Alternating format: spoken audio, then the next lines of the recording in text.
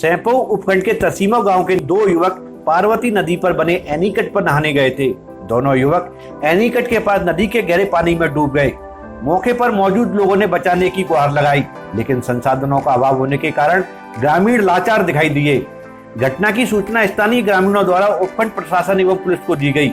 मौके पर पहुंची पुलिस एवं प्रशासन ने एसडीआरएफ की टीम को बुलाकर रेस्क्यू शुरू किया, लेकिन अंधेरा होने के कारण रेस्क्यू अभियान को रोकना पड़ा। दोनों युवकों का अभी तक कोई सुराग नहीं लगा है। जानकारी के मुताबिक तसीमों की ढाई निवासी 18 वर्षीय योगेश पुत्र राधेश्याम एवं 20 वर्षीय लोकेश पुत्र शिव सिंह कुशवाहा गढ़ी चटोला गांव स्थित पार्वती नदी के एनीकट पर नहाने गए थे। पार्वती बांध के 2 गेट खोलकर पानी रिलीज किया गया है, जिसके कारण नदी में उफान आ गया है। एनीकट में घुसते ही दोनों युवक गहरे पानी में डूब गए। दोनों युवकों को डूबता हुआ देखकर ग्रामीणों ने शोर मचाया, लेकिन कोई उपाय न होने के कारण ग्रामीण कुछ नहीं कर सके। घटना की सूचना स्थानीय ग्रामीणों द्वारा उपखंड प्रशासन एवं पुलिस को दी गई। सूचना के बाद एसडीएम ललित मीणा, सीओ विजय कुमार सिंह एवं थाना प्रभारी परमजीत सिंह पटेल ने घटना स्थल पर पहुंचकर हालातों का जायजा लिया। जिला मुख्यालय से एसडीआरएफ की टीम को बुलाया गया। एसडीआरएफ के गोताखोरों ने नदी में छलांग लगाकर युवकों की तलाश की, लेकिन अंधेरा होने के कारण रेस्क्यू ऑपरेशन को रोकना पड़ा। एसडीएम ने बताया कि शनिवार सुबह से रेस्क्यू शुरू किया जाएगा। वहीं दोनों युवकों के परिजनों का रो रो कर बुरा हाल बना हुआ है। दोनों युवकों के पानी में डूब जाने से ग्रामीणों में सन्नाटा पसरा हुआ है। ये सर हादसा हुआ है, इसके बारे में अपनी प्रशासन की क्या इसमें तैयारी है, क्या रेस्क्यू किया जा रहा है? कोई हमको करीब 5:30 बजे हमको सूचना मिली थी कि 2 जो बच्चे हैं वो यहाँ गढ़ी चटोला के एनीकट में रह गए हैं, और देखने की सूचना मिलने के तुरंत पश्चात हमने अपने कंट्रोल रूम को आगाह कर दिया था, और जितने भी अपने कर्मचारी हैं उनके माध्यम से उनकी जानकारी ली उन्होंने। और उससे पहले हमने जिला कंट्रोल रूम है वहाँ से सिविल डिफेंस की टीम के लिए भी फ़ोन कर दिया। श्रीमान जिला कलेक्टर महोदय के भी इसके बारे में अवगत करवा दिया गया। उनके माध्यम से भी तुरंत प्रभाव से जो सिविल डिफेंस की टीम है वहाँ से भिजवा दी गई। और अभी क्योंकि अंधेरा बहुत ज़्यादा हो गया, तो अभी हम कोशिश करेंगे कि जो है दोनों बच्चों का पता चल जाए, और मान लो अभी नहीं चल पाता है तो सुबह जो है तलाश जारी रहेगी। उत्तर प्रदेश में चल रही वायरल के साथ अब बॉर्डर से जुड़ा धौलपुर भी मौसमी बीमारियों की चपेट में आ गया है, क्योंकि 15 दिन से लगातार मौसमी बीमारियों के मरीजों की संख्या बढ़ रही है। हालात यह है कि आम दिनों में जो ओपीडी 1800 से 2000 तक होती थी, अब अस्पताल की ओपीडी बढ़कर 3200 के करीब पहुंच गई है। कोरोना के बाद अचानक बड़ी मौसमी बीमारियों से पीड़ित मरीजों की संख्या को देखते हुए डॉक्टरों को रोजाना 500 से 600 मरीजों को अस्पताल में भर्ती करना पड़ रहा है। अस्पताल में मरीजों को भर्ती करने की क्षमता 300 के करीब है, जबकि अस्पताल में करीब 600 मरीज भर्ती होकर इलाज करवा रहे हैं। जिला अस्पताल में खांसी, जुकाम, बुखार के मरीजों की संख्या अचानक बढ़ गई है। पीएमओ डॉक्टर समरवीर सिंह ने नर्सिंग स्टाफ सहित डॉक्टरों को व्यवस्था पर विशेष नजर रखने के निर्देश दिए हैं। साथ ही पीएमओ डॉक्टर समरवीर खुद भी अस्पताल के वार्डों में जा जाकर मॉनिटरिंग कर रहे हैं। हालात की सारी जानकारी जिला कलेक्टर तक पहुंचाई जा रही है। जिला अस्पताल के साथ साथ सभी स्वास्थ्य केंद्रों पर तैनात चिकित्सक एवं नर्सिंग स्टाफ के साथ ही एएनएम को पूरी तरह से निगरानी रखने के निर्देश दिए गए हैं। जिला चिकित्सालय धौलपुर में विगत 15 दिनों से मरीजों के आउटडोर और भर्तियों में इजाफा हुआ है। पहले जो मरीजों का आउटडोर 1800 से 2200 के बीच हुआ करता था, जो आज की स्थिति में 3000 से 3200 3300 के आसपास रहता है। तब भर्ती भी पहले जो मरीजों की भर्ती का जो भर्ती मरीज रहते थे 300 सवा 300 से रहते थे, जो आज की दिनांक में 600 सवा 600 550 एवरेज रहता है जो भर्ती रहने लगती है। जिला चिकित्सालयों में जो मरीज अधिकतर आए, जो बुखार के मरीज ज़्यादा आ रहे हैं, मरीज बुखार, शरीर में दर्द, उल्टी और चक्कर के मरीज। इसमें बेहद बात सबसे इम्पोर्टेंट ये है कि जो मरीजों को जब अपने इलाज देते हैं तो तुरंत उनको आराम मिलता है, और मरीज का अधिकतम जो प्रवास है 2 या 3 दिन का रहता है, तो उसके बाद में मरीज छुट्टी हो जाती है। किसी भी प्रकार की कई मरीजों की कोरोना के हम सबके टेस्ट करा रहे हैं, सारी टेस्ट करा रहे हैं, ऐसी कोई असामान्य चीज़ें नहीं हैं। अभी तक की स्टडी में सामने है जो मौसमी बीमारी का उपसर्ज है उसके ये मरीज भर्ती हैं। उनके लिए जिला चिकित्सालय का प्रशासन है संपूर्ण प्रबंधन कर रहा है। एक नया वार्ड शीघ्र ही हम इन्हीं मरीजों के लिए हम खोलने जा रहे हैं। मरीजों को और बेहतर रहेगा, और जितना अच्छे से अच्छा हम लोग प्रबंधन कर रहे हैं और आगे भी कर रहे हैं। 220 केवी जीएसएस धौलपुर पर रखरखाव एवं मरम्मत कार्य होने के कारण 7 सितंबर को housing board colony, Anand Nagar, Jagdamba colony, Saipo road, Jagdish talkies, Ramkunj, Ayodhya Kunj, Manohar Vihar, Madhuban colony, Bhogiram Nagar, Gurudwara road, जिला अस्पताल, पुरानी छावनी, नवोदय, केशरबाग, पॉलिटेक्निक विद्यालय, हिनौता का पुरा, पचगांव, आदर्श नगर, रूंद एवं भागीरथपुरा की 4 सितंबर को सुबह 7:15 बजे से दोपहर 12 बजे तक विद्युत आपूर्ति बाधित रहेगी। धौलपुर जिले के बसेड़ी थाना क्षेत्र के गांव जारगा निवासी 75,000 के इनामी डकैत मुकेश ठाकुर का आगरा पुलिस द्वारा 30 अगस्त को एनकाउंटर कर दिया गया था। एनकाउंटर के 2 दिन बाद मुकेश की पत्नी को यूपी पुलिस द्वारा पोस्टमार्टम कराकर सबको सुपुर्द किया गया। डकैत मुकेश की पत्नी काजल एवं मां ओमवती उत्तर प्रदेश पुलिस पर सवालिया निशान खड़े कर रही हैं। डकैत मुकेश ठाकुर के एनकाउंटर को फर्जी बताते हुए पत्नी और मां समेत अन्य परिजनों ने सीबीआई जांच की मांग की है। ठाकुर की पत्नी और मां के आरोपों के मुताबिक विश्वास में लेकर जहर देकर हत्या की गई है। उसके बाद यूपी पुलिस द्वारा गोली मारकर एनकाउंटर का रूप दिया गया। मुकेश ठाकुर के गांव में सन्नाटा पसरा हुआ है। गांव के ग्रामीण भी एनकाउंटर पर सवालिया निशान लगा रहे हैं और जांच की मांग कर रहे हैं। गलत है, किसी ने किया है, उसके साथ में धोखा किया है। तब धोखा करके ना तब पुलिस को जब कुछ हुआ उसके साथ में, पहले उसके साथ में गठियाई नहीं, गठियाई करके नहीं तब कुछ हुआ उसके साथ में, जब कुछ हुआ। आप उसकी माँ हैं, आपने उससे मना नहीं किया कि आगे इस अपराध को कुछ नहीं आओ छोड़ दे? किया मैंने, पर नहीं मानता। दुश्मनों के तो दुश्मन मुझे नहीं बैठन देते हैं, मुझे दुश्मन नहीं बैठन। सरकार से क्या मांग करते हैं आप? करते ऐसे मांग करती हूँ कि मेरे बच्चा की थांग फाड़ो, किस कैसे ये सोबे हो और कैसे क्या हो, और मैं थांग फाड़ के नहीं मुझे बताओ कि मेरे बच्चा कैसे सोबे। अध्यक्ष जिला विधिक सेवा प्राधिकरण धौलपुर रीटा तेजपाल द्वारा पर्यावरण के संरक्षण एवं संवर्धन हेतु राजस्थान राज्य विधिक सेवा प्राधिकरण जयपुर द्वारा चलाए जा रहे महाअभियान के तहत निर्माणाधीन न्यायालय परिसर धौलपुर में पौधारोपण किया गया। इस अवसर पर जिला न्यायाधीश तेजपाल द्वारा बताया गया कि हमारे संविधान के अनुच्छेद 51 का में पर्यावरण संरक्षण को व्यक्ति का मूल कर्तव्य माना गया है तथा अनुच्छेद 21 के अंतर्गत पर्यावरण संरक्षण को हमारा मूल अधिकार माना गया है। भारत के प्रत्येक नागरिक का यह कर्तव्य है कि वह प्राकृतिक पर्यावरण के अंतर्गत वन, झील, नदी और वन जीव की रक्षा करे। पौधारोपण कार्यक्रम में जिला न्यायाधीश तेजपाल के अलावा पूर्णकालिक अध्यक्ष स्थायी लोक अदालत योगेश कुमार गुप्ता, सचिव जिला विधिक सेवा प्राधिकरण मीना अवस्थी, पैनल अधिवक्ता लोक अदालत वीरेंद्र उपाध्याय, दीपक शर्मा, सहायक प्रशासनिक अधिकारी संजय शर्मा, अध्यापक नरेंद्र यादव, होमगार्ड श्याम सिंह आदि मौजूद रहे। बाड़ी चिकित्सालय में करीब 2 सप्ताह से बेसिक जांच की मशीनें खराब पड़ी हुई हैं, जिसके चलते सीवीसी व बायोमेट्रिक जैसी जांच नहीं हो पा रही है। मौसमी बीमारियों के बढ़ते प्रकोप के बीच जांच नहीं होने से मरीज परेशान हो रहे हैं। धौलपुर जंक्शन प्रतिनिधि द्वारा दी गई सूचना पर प्रशासन अलर्ट हुआ और एसडीएम बाड़ी राधेश्याम मीणा ने हॉस्पिटल पहुंचकर व्यवस्थाओं का जायजा लिया। उन्होंने मौके पर ही खराब हुई मशीनों को दुरुस्त कराने के लिए संबंधित मशीनों की कंपनी के चीफ से बात की।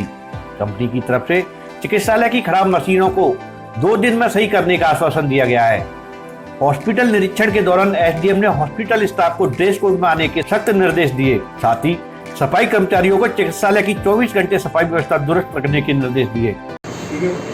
जैसा कि आप सभी जानते हैं, पिछले कुछ दिनों से शिकायत अखबारों के माध्यम से आ रही थी, यहाँ सीवीसी की और एक मशीन और ख़राब चल रही है, जिससे मरीजों को परेशानी हो रही है। कल एक इशू और भी ऐसा कि जो सफाई कर्मचारियों का नए ठेकेदार का इशू था। कल हालांकि मुझे जब मेरे इंटरव्यू के बाद उन्होंने काम चालू कर दिया था, तो मुझे ये भी देखना था कि पास में साफ़ सफाई कितनी है।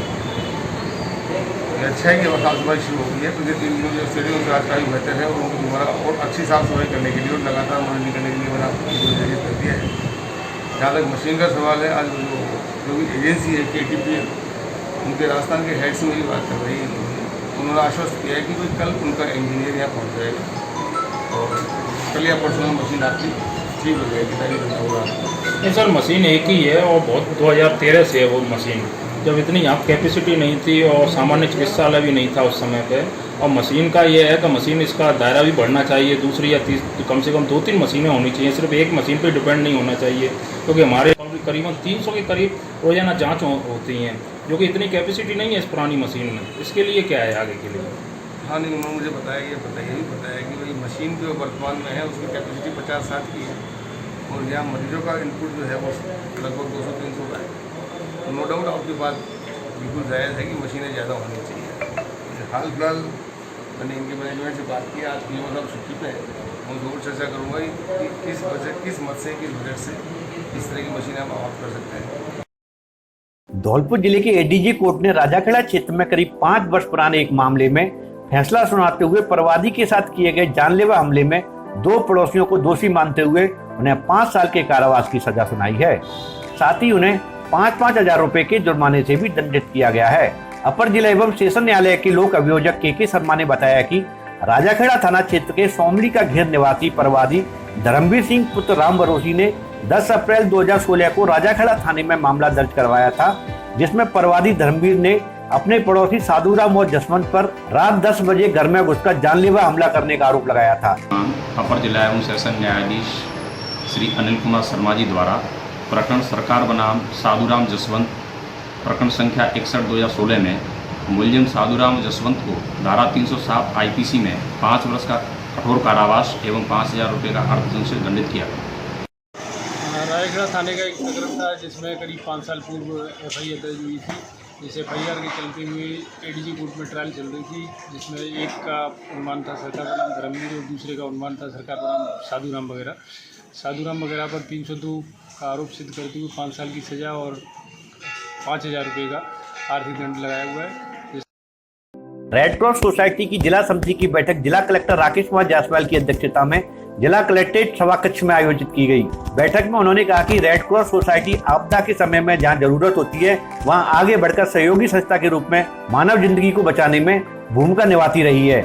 इसके अलावा कोविड महामारी के दौर में टीकाकरण अभियान में यह संस्था आगे रही है। उन्होंने कहा कि रेड क्रॉस सोसाइटी के सदस्य वैक्सीनेशन कार्य के साथ साथ रक्तदान में भी कार्य करना सुनिश्चित करें।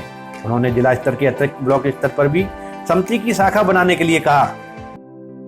राजाखेड़ा नगर पालिका अध्यक्ष वीरेंद्र सिंह यादव ने बताया कि 2 अक्टूबर 2021 से सरकार के आदेशानुसार प्रशासन गांव के संग अभियान की शुरुआत की जा रही है तथा सरकार के आदेशानुसार ही नगर पालिका राजाखेड़ा पुश्तैनी मकानों का पट्टा जारी करने का अभियान भी चलाएगी।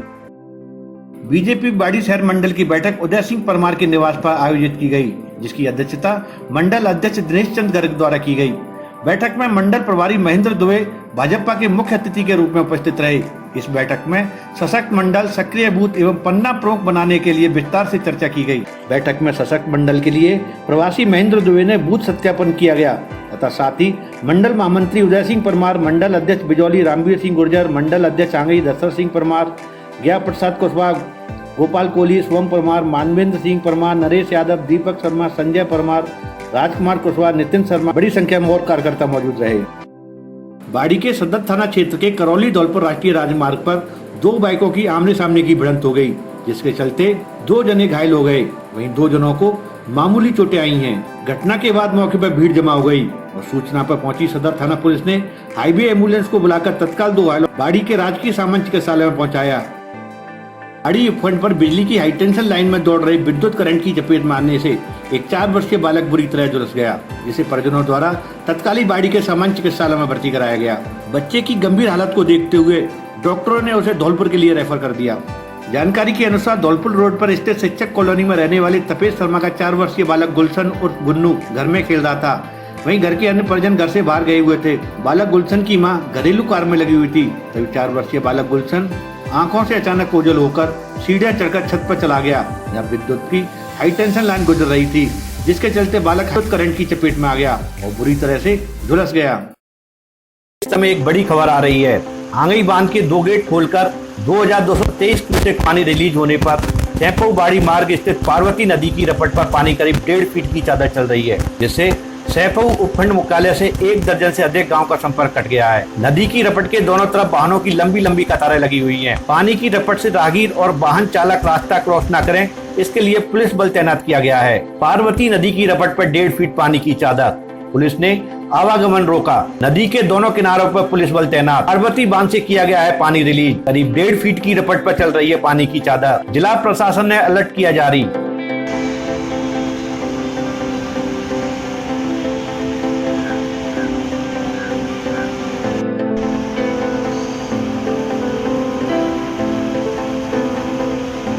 आज पार्वती बांध के 2 फाटक खोल दिए गए हैं, जिनमें से बाड़ी रोड पर चलने वाली रपट पर ऊपर पानी चल रहा है और आवागमन बाधित है, जिनमें लोगों को रोका गया है और वापस भी समझा कर वापस करके दी जा रही है।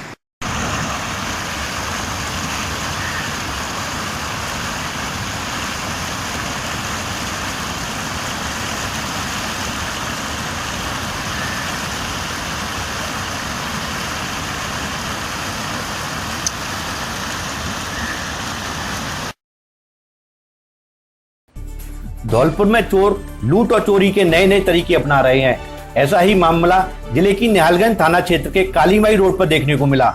यहाँ एक तेल मिल पर बाइक सवार दो बदमाश गुरुवार शाम को आते हैं। वे दुकानदार को एक बोतल देकर 1 लीटर सरसों का तेल देने की बोलते हैं। दुकानदार बोतल लेकर अंदर तेल लेने जाता है, तब तक बदमाश उसके पैसे रखने की लगभग 20 किलो की लोहे की पेटी को बाइक पर रखकर भाग जाते हैं। जब दुकानदार वापस आया तो उसे बदमाश गल्ले की पेटी को लेकर राजाखेड़ा बाईपास की ओर भागते नजर आते हैं। दुकानदार शोर मचाता है और बदमाशों का पीछा करता है, लेकिन बदमाश भागने में सफल रहते हैं। गल्ले की पेटी में करीब 15,000 रुपए और दुकानदारी से जुड़े कागजात और बैंक की पासबुक थी। तेल मिल के मालिक दिनेश गर्ग ने बताया कि शाम को 2 युवक आते हैं और उसे तेल देने की बात कहते हैं। जैसे ही वो तेल लेने अंदर जाता है, तुरंत ही उसकी लोहे की पेटी को जिसमें पैसे रखे हुए थे उसे उठाकर भाग जाते हैं। तेल मिल के मालिक दिनेश गर्ग ने निहालगंज थाने में इस वारदात की तहरीर दी है। धौलपुर में आए दिन चोरी और लूट की घटनाओं में बढ़ोतरी हो रही है। पुलिस को इन सब से निपटने के लिए सख्त कदम उठाने की जरूरत है। अभी तक पुलिस वारदातों को रोकने में नाकाम रही है। 7 बजे 20 मिनट की बात है जी। 2 लोग आए, 2 मतलब 20 से 22 साल की उम्र है उनकी दोनों की। एक उतर के आया है, मोटरसाइकिल की डिग्गी में से बोतल लेके आया है। उन्हें तेल का भाव पूछा है, उन्होंने कि कितना लोगे का 1 किलो ला दो। मैं लेके चला हूँ पीछे मुड़ के तेल लेने के लिए, लौट के आया हूँ तो मुझे पेटी मिली नहीं है, मुझे बोतल हाथ में रहेगी, तोल भी नहीं पाया हूँ। फिर मैंने देख लिए जाते हुए तो अल्लाह मचाया, अल्लाह से क्या हो रहा है, मोटरसाइकिल से मैं तो भागते हुए दिखी है, पीछा भी किया है उनका, मिले नहीं।